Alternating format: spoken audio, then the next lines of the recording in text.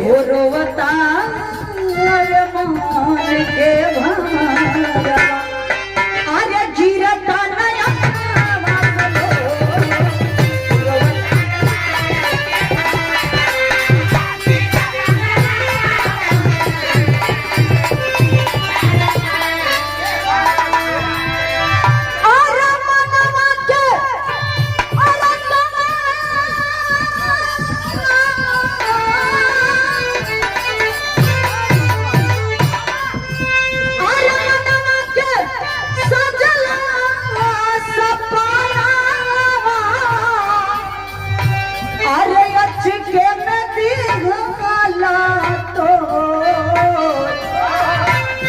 बिरहा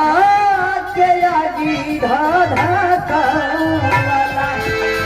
ए ओ बिरहा के आगी धाधा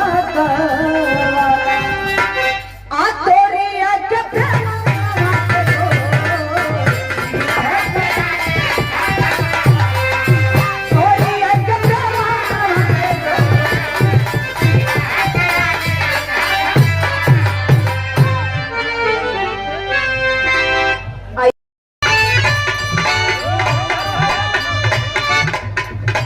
कौनो मेहरारू अपनी मरद से कहे प्रधान जी कहत कैसे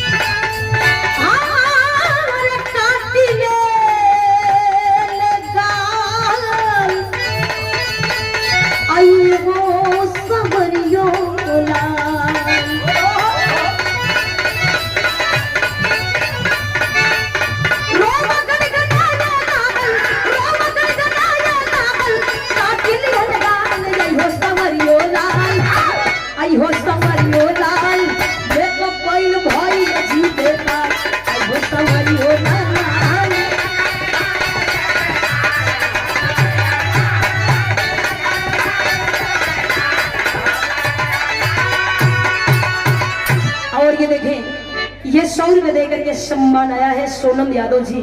हमारे गुरु जी के आप भांजी हैं 100 रुपए देकर के सम्मान आया चरणों में कोट में मात्र 2-4 लाई निर्गुण हो जाए जे आई बाव के जाए के बाद ये जीवन के